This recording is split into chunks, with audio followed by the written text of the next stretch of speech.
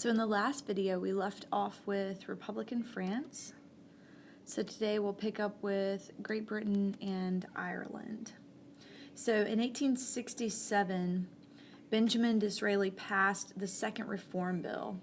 And in this bill, the Conservatives extended the vote in Great Britain to all middle-class males, and hence to the best-paid workers, in order to broaden the Conservative Party's traditional base of aristocrats and people who own land. And so, while the House of Commons was drifting more toward democracy, the Conservative House of Lords was trying to reassert itself and actually vetoed many of the measures passed by the House of Commons, including the People's Budget. And the People's Budget had been designed to increase spending on welfare or welfare services. So the House of Lords finally was forced to give in when the king threatened to create enough peers to pass the bill. And so aristocratic conservatism pretty much yielded to popular democracy at that point once and for all. And so the Liberal Party, which was led by David Lloyd George, and Lloyd George substantially raised taxes on the rich. And this was a part of fulfilling the people's budget. You know, in order to pay for all of these social welfare services, they had to increase taxes, and they increased taxes on the rich. And this income helped the government pay for national health care, unemployment benefits, old age pensions, and a ton of other social measures. And so around this time, there was a terrible Irish famine, which fueled the revolutionary movement in Ireland. And the Liberal Prime Minister, William Gladstone, introduced bills to give Ireland self-government. And he did so in 1886 and in 1893, and both of them failed to pass. So finally, in 1913, a Home Rule bill put Ireland on the brink of achieving self-government. But a dispute broke out in the northern counties of Ireland between Catholics and Protestants. And so after rejecting a compromise bill, Parliament passed the original Home Rule bill in September 1914, but then suspended it because the whole Irish question was pretty much overtaken by World War I in 1914. And so they really didn't achieve their independence until 1922, when both parliaments ratified the Home Rule Treaty, formalizing their independence. The Austro-Hungarian Empire. So it's important to remember that within Austria, there were many different ethnic groups represented. There were the Hungarians or the Magyars, the Poles, the Slavs, the Czechs, a lot of people represented in this empire. And so in 1849, Magyar nationalism, think Hungarians, had driven Hungarian patriots to declare an independent Hungarian republic, and this would be independence from Austria. And they were savagely crushed by the Russians and an Austrian army. And so throughout the 1850s, Hungary was pretty much ruled as a conquered territory. And Emperor Francis Joseph tried hard to centralize the state and to Germanize the language and the culture of the different nationalities there. And so Austria was actually forced to establish the so-called dual monarchy after it was defeated by Prussia in 1866. And during that time, the Magyars gained virtual independence for Hungary. And so in Austria in 1895, many Germans saw their traditional dominance threatened by the Czechs, the Poles, and other Slavs, as the Austrian parliament dealt with the issue of deciding what language would be used in government, what language would be used in elementary education. And so with its virtual independence in Hungary, the nobility restored the Constitution of 1848 and used it to dominate their peasants and the minority populations. And they alienated the minorities just as the Austrians had done, especially the Croatians and the Romanians. And they did that by enacting laws saying that they had to use the Hungarian language in schools and in government. So, while there were Magyar extremists that campaigned loudly for total separation from Austria, there were radical leaders of the nationalities in Hungary that dreamed of independence from Hungary. So essentially, they were doing the same thing to their subjects that had been done to them by Austria. Jewish emancipation and modern anti-Semitism. So there were revolutionary changes in political principles that extended to Jewish life in Western and Central Europe. For instance, in 1871, the new constitution of the German Empire consolidated the process of Jewish emancipation and abolished all restrictions on things like Jewish marriage and their choice of occupation and their place of residence or where they could live, removed the restrictions on property ownership. So many Jews responded successfully, energetically, and they excelled in retail trade, in consumer industries, in medicine and law, journalism. And by 1871, most Jews in Central and Western Europe had improved their economic situation, and many of them had entered the middle class. So most Jews, on top of that, also identified strongly with their nation, the nation that they were living in, and saw themselves as patriotic citizens. However, after 1873, there was a stock market crash that caused vicious anti-Semitism to reappear. And so this whipped up all kinds of resentment against Jewish achievement and Jewish financial control as they saw it.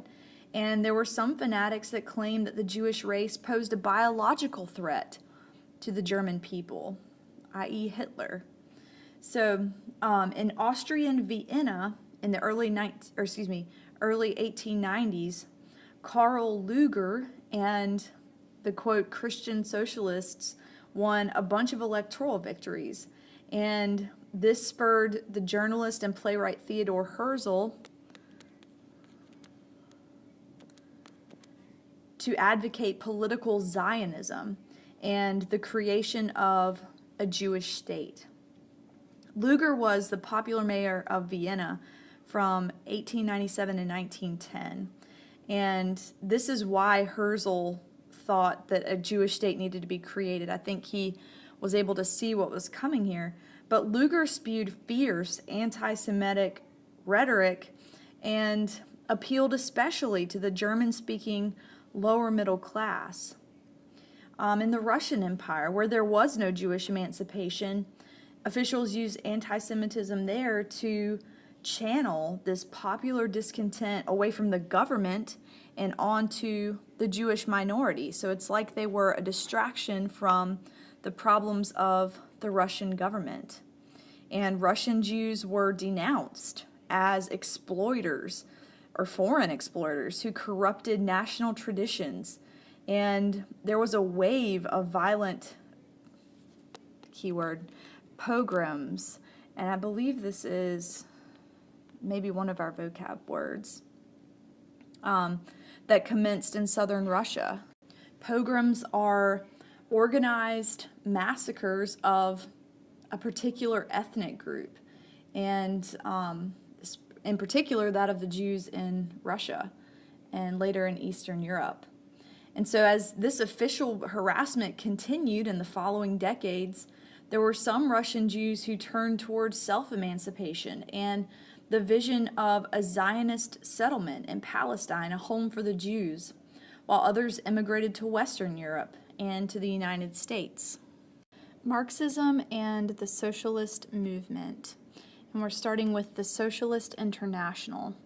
So as hard as Otto von Bismarck tried to keep a check on the growth of the German Socialist Democratic Party, which of course espoused Marxian ideology, he was unable to do so, and it continued to grow.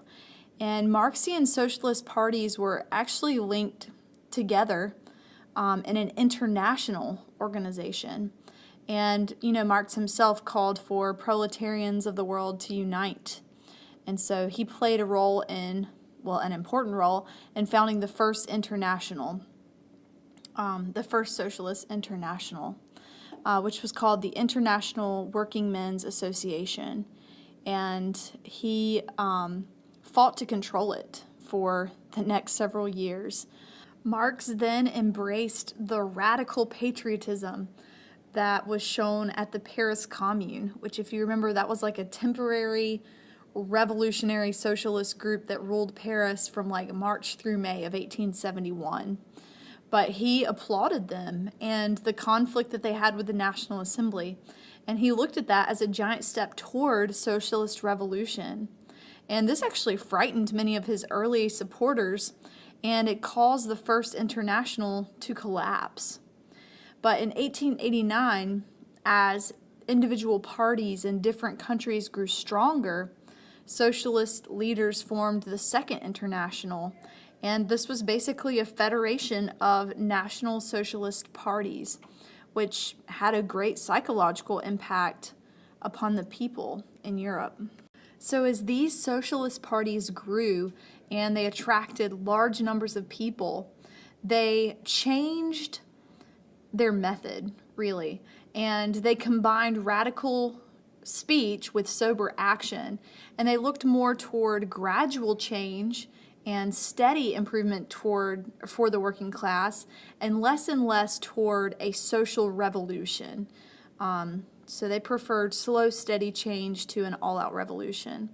And as workers gained the right to vote and to participate politically in the nation state, they focused their attention on elections instead of revolutions. So as workers' standard of living began to rise, gradually but substantially, and the quality of life in urban areas improved dramatically, workers became more and more moderate. And with the expansion of labor unions, as they got more rights to strike and to bargain for better wages and hours and things like that, they began to focus on the issues rather than on pure socialist doctrine. So again, looking at wages, hours, working conditions, rather than putting forth Marx's ideals.